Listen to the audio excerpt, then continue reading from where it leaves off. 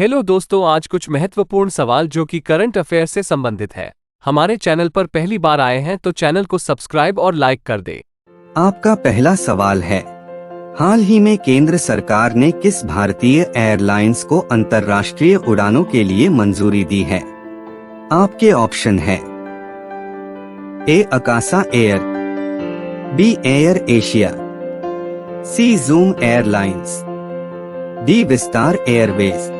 इसका सही जवाब है ए अकासा एयर। इससे जुड़े हुए कुछ इम्पोर्टेंट पॉइंट। भारत की कम लागत वाली एयरलाइन आकाश एयर को अंतर्राष्ट्रीय मार्गों पर उड़ान इंटरनेशनल फ्लाइट्स भरने की अनुमति मिल गई है।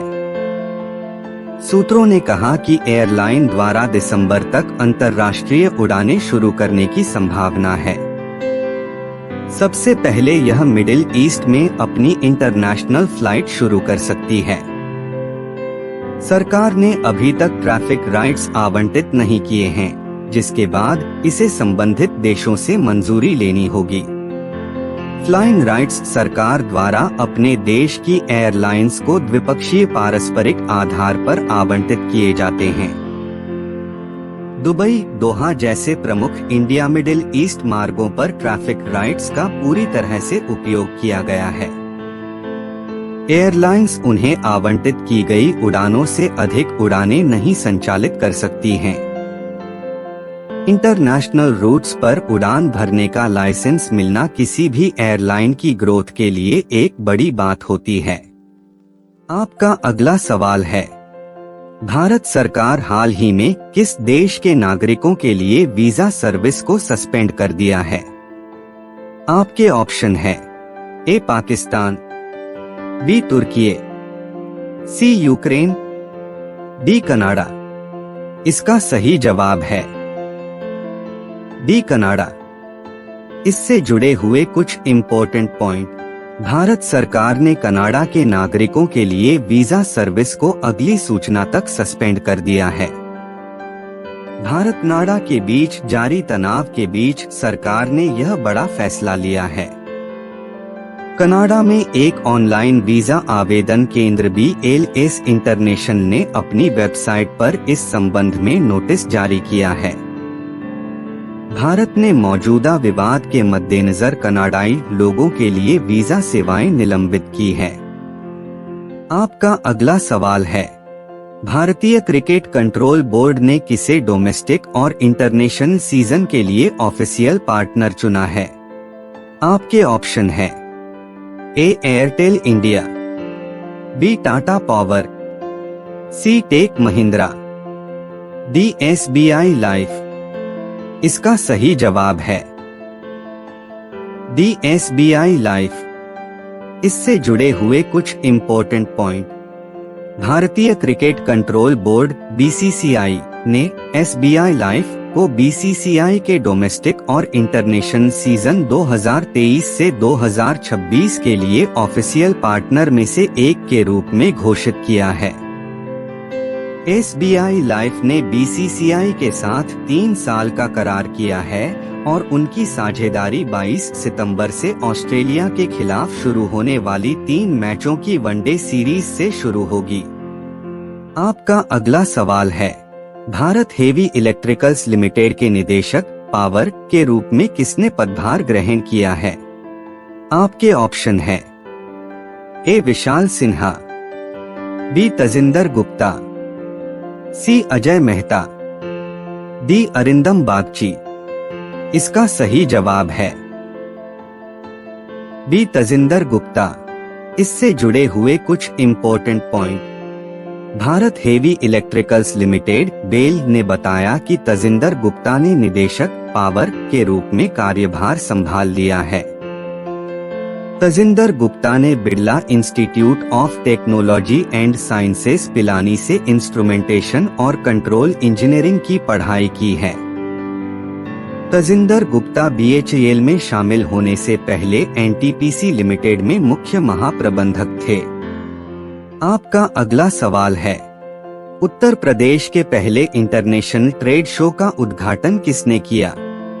आपके ऑप्शन है ए द्रौपदी मुर्मू, बी नरेंद्र मोदी, सी अमित शाह, डी योगी आदित्यनाथ। इसका सही जवाब है ए द्रौपदी मुर्मू। इससे जुड़े हुए कुछ इम्पोर्टेंट पॉइंट। राष्ट्रपति द्रौपदी मुर्मू ग्रेटर नोएडा में India expo centre and mart में पहले Uttar Pradesh international trade show का उद्घाटन किया। यह शो 21 से 25 सितंबर तक आयोजित किया जाएगा। इस ट्रेड शो में 2000 से अधिक प्रदर्शक एग्जिबिटर्स भाग ले रहे हैं। साथ ही इसमें 108 नए स्टार्टअप भी भाग ले रहे हैं। इसके उद्घाटन अवसर पर उत्तर प्रदेश की गवर्नर आनंदीबेन पटेल और मुख्यमंत्री योगी आदित्यनाथ भी मौजूद थे। आपका अगला सवाल है, हाल ही में भ्रष्टाचार की शिकायत दर्ज करने के लिए किस राज्य में बहुप्रतीक्षित सतर्कता शिकायत सूचना प्रबंधन प्रणाली BCIMS पोर्टल लॉन्च किया गया? आपके ऑप्शन है ए बेंगलुरु, बी मुंबई, सी दिल्ली, डी MP। इसका सही जवाब है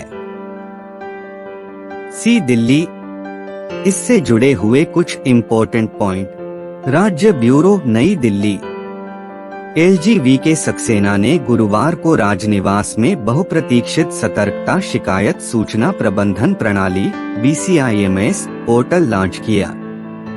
देश में अपनी तरह का यह पहला ऑनलाइन पोर्टल भ्रष्टाचार की शिकायतों से निपटने और निगरानी में पारदर्शिता तथा गोपनीयता लाने के साथ शिकायतों पर त्वरित कार्रवाई में मदद करेगा। आपका अगला सवाल है, सिम्बेक्स एक्सरसाइज का आयोजन भारत और किस देश की नौसेना के बीच आयोजित किया जा रहा? आपके ऑप्शन है A Singapore, B Sri Lanka, C France, D रूस। इसका सही जवाब है ए सिंगापुर। इससे जुड़े हुए कुछ इम्पोर्टेंट पॉइंट। भारतीय नौसेना और सिंगापुर गणराज्य की नौसेना के बीच सिंगापुर भारत वार्षिक नौसेना समुद्री द्विपक्षीय अभ्यास सिम्बेक्स आयोजित किया जा रहा है। यह अभ्यास 2 फेज में आयोजित किया जा रहा है। भारत की ओर से रणविजय, कवरत्ती और सिंधुकेसरी जैसे समुद्री गश्ती जहाज इस अभ्यास में भाग ले रहे हैं। सिम्बेक्स भारतीय नौसेना का किसी अन्य देश के साथ किया गया सबसे लंबा नौसैनिक अभ्यास है। आपका अगला सवाल है, अंतर्राष्ट्रीय शांति दिवस प्रतिवर्ष कब मनाया जाता है? आपके ऑप्शन है ए 19 सितंबर, बी 20 सितंबर, सी 21 सितंबर, डी 22 सितंबर। इसका सही जवाब है सी 21 सितंबर। इससे जुड़े हुए कुछ इम्पोर्टेंट पॉइंट। अंतर्राष्ट्रीय शांति दिवस हर साल 21 सितंबर को दुनिया भर में मनाया जाता है। यह दिवस संयुक्त राष्ट्र महासभा द्वारा स्थापित किया गया है। इसका उद्देश्य शांति के आदर्शों को मजबूत करने और दुनिया भर में अहिंसा और युद्ध विराम की संस्कृति को बढ़ावा देना है। अंतर्राष्ट्रीय शांति दिवस 2023 का थीम शांति के लिए कार्य, वैश्विक लक्ष्यों के लिए हमारी महत्वाकांक्षा actions for peace, our ambition for the global goals है। आपका अगला सवाल है, राष्ट्रीय विज्ञान पुरस्कार को कुल कितनी कैटेगरी में दिए जाने की घोषणा की गई है? आपके ऑप्शन है ए 3, बी 4, सी 5, डी 6। इसका सही जवाब है बी 4। इससे जुड़े हुए कुछ इम्पोर्टेंट पॉइंट।